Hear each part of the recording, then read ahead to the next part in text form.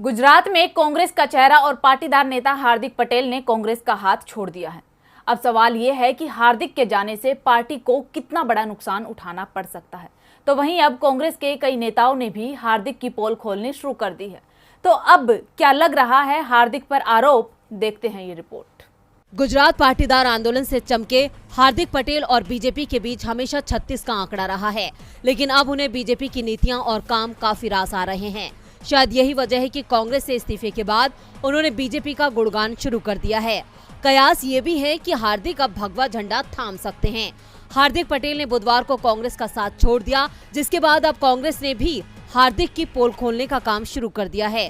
कांग्रेस ने हार्दिक पर आरोप लगाया कि वो पिछले 6 सालों से बीजेपी के संपर्क में थे और गुजरात कांग्रेस को कमजोर करने का काम कर रहे थे। गुजरात के वरिष्ठ कांग्रेस नेता और पार्टी के राष्ट्रीय प्रवक्ता शक्ति सिंह गोहिल ने आरोप लगाया कि हार्दिक के इस्तीफे के शब्द बीजेपी ने लिखे हैं। कांग्रेस नेताओं ने हार्दिक को बेईमान और अवसरवादी तक करार दे दिया है।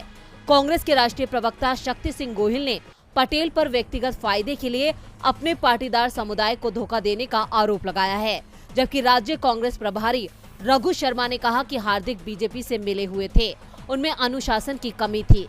मीडिया से बात करते हुए शर्मा ने कहा कि हार्दिक बेईमानी और धोखाधड़ी की राजनीति करते हैं। कांग्रेस ने उन्हें 5 राज्यों के विधानसभा चुनाव के दौरान एक स्टार प्रचारक बनाया था। वो अपने भाषणों में बीजेपी की आलोचना करते थे, लेकिन अचानक क्या बदल गया है? क्या वाकई वो बीजेपी के संपर्क में थे? रघु शर्मा ने हार्दिक पर आरोप लगाते हुए कहा कि उन्हें गुजरात कांग्रेस का कार्यकारी अध्यक्ष बनाया गया था, लेकिन वो पूरी राज्य पार्टी इकाई पर कंट्रोल चाहते थे। अब कांग्रेस जिस तरह से हार्दिक को घेर रही है, उससे साफ है कि आने वाले दिनों में हार्दिक को भी इन सवालों के जवाब देने होंगे, क्योंकि पटेल को बीजेपी के कई कार्यक्रमों में देखा गया था, जहां वह गुजरात सीएम भूपेंद्र पटेल से बात करते नजर आए हैं। साथ ही हार्दिक पर दर्ज मुकदमों को बीजेपी ने वापस लिया और कोर्ट से उन्हें राहत दी गई। ये घटनाक्रम साफ करता है कि कांग्रेस के आरोपों में काफी सच्चाई है। आज सभी की नजरें हार्दिक की प्रेस कॉन्फ्रेंस पर होंगी, जहां वो कांग्रेस के सवालों का जवाब दे सकते हैं। कांग्रेस से लंबे समय से नाराज चल रहे पाटीदार नेता हार्दिक पटेल ने बुधवार को हाथ का साथ छोड़ दिया। ऐसे में पार्टी पर कई सवाल खड़े होते हैं और इस दौरान पाटीदारों में लोकप्रिय नरेश पटेल के तार भी हार्दिक पटेल की नाराजगी से जोड़कर देखे जा रहे थे। तो वहीं आज नरेश पटेल की कांग्रेस में शामिल होने की चर्चाओं से सियासी बाजार भी और गर्म हो गया है। अब सवाल उठता है कि क्या कांग्रेस नरेश पटेल को पार्टी में शामिल करके हार्दिक पटेल की नाराजगी दूर करना चाहती है? देखते हैं ये रिपोर्ट। कांग्रेस से लंबे समय से नाराज चल रहे गुजरात इकाई के कार्यकारी अध्यक्ष हार्दिक पटेल ने बुधवार को पार्टी से इस्तीफा दे दिया।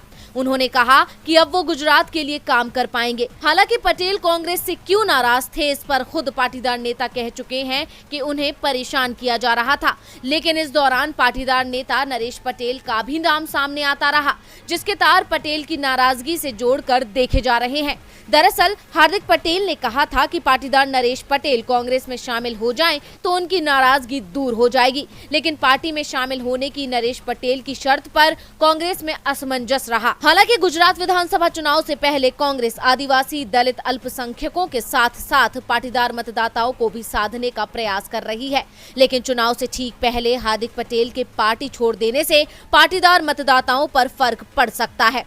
ऐसे में डैमेज को कंट्रोल करने के लिए गुरुवार को एआईसीसी इंचार्ज रघु शर्मा ने नरेश पटेल से मुलाकात की है, जिसके बाद से कयास है कि जल्द ही नरेश पटेल कांग्रेस में शामिल हो सकते हैं। इससे कांग्रेस कहीं न कहीं हार्दिक पटेल की नाराजगी को भी दूर करना चाहती है, जिससे पार्टी पाटीदार मतदाताओं को भी साध सकती है, ताकि आने वाले चुनाव में पार्टी मजबूती से चुनाव लड़कर जीत हासिल कर सके। लेकिन सवाल अब ये उठता है कि अगर नरेश पटेल कांग्रेस में शामिल हो जाते हैं तो क्या हार्दिक पटेल भी हाथ का साथ फिर से देंगे? लंबे समय से वाराणसी में चल रहा ज्ञानवापी काशी विश्वनाथ विवाद थमने का नाम नहीं ले रहा। खासकर 3 दिन तक चले सर्वे के बाद से ये विवाद और भी पेचीदा हो गया है।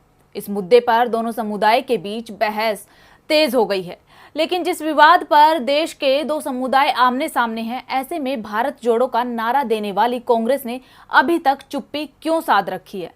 क्या हो सकती है इसके पीछे की वजह, आइए देखते हैं इस रिपोर्ट में। 13 मई से 15 मई तक उदयपुर में देश की सबसे पुरानी पार्टी कांग्रेस का चिंतन शिविर हुआ, जिसमें पार्टी ने मोदी सरकार को घेरने की रणनीति बनाई। खासकर पार्टी का पूरा फोकस 2024 में मोदी विरोधी माहौल बनाने पर रहा। वहीं इस चिंतन शिविर में पार्टी ने भारत जोड़ो का नारा भी दिया, क्योंकि पार्टी का मानना है कि मोदी सरकार नफरत की राजनीति कर रही है और देश को बांट रही है। लेकिन सवाल ये उठता है कि इन मुद्दों पर सरकार को घेरने वाली कांग्रेस ज्ञानवापी जैसे बड़े मुद्दे पर चुप्पी क्यों साधे हुई है, जहां दो समुदायों में बहस छिड़ी हुई है। हिंदू और मुस्लिम पक्ष की तरफ से अलग अलग दावे किए जा रहे हैं और देश को दो भागों में बंटता देख बीजेपी खुशियां मना रही है, अपना वोट बैंक बढ़ा रही है। ऐसे में कांग्रेस की तरफ से इस मुद्दे को क्यों नहीं उठाया जा रहा है? देश की सबसे पुरानी पार्टी खामोश क्यों बैठी है?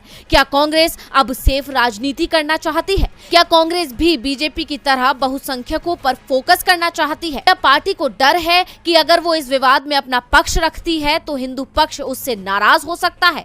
ये सब सवाल इसलिए उठ रहे हैं क्योंकि ये पहला मौका है जब किसी मुद्दे पर कांग्रेस की तरफ से खुलकर कोई बयान नहीं आया है। हालांकि पार्टी बीजेपी को ये कहकर घेर रही है कि देश में नफरत की राजनीति की जा रही है, लेकिन देश में जैसे बाकी मुद्दों पर खुलकर कांग्रेस अपना पक्ष रखती है उस तरह से खुलकर नहीं बोल रही है। इसके पीछे का कारण क्या है? क्योंकि ज्ञानवापी मुद्दा इस वक्त इतना बढ़ चुका है कि इसकी तुलना अब बाबरी मस्जिद मामले से की जाने लगी है।